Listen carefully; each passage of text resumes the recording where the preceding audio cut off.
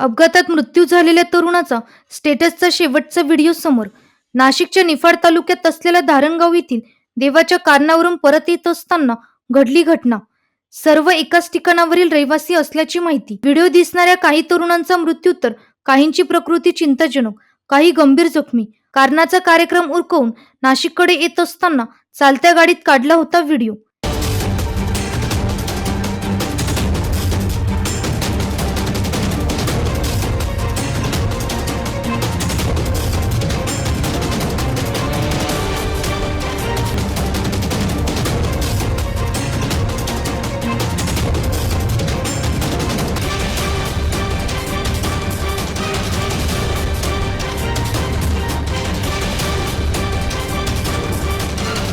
NCN न्यूजसाठी प्रतिनिधी रोहन दानी, नाशिक.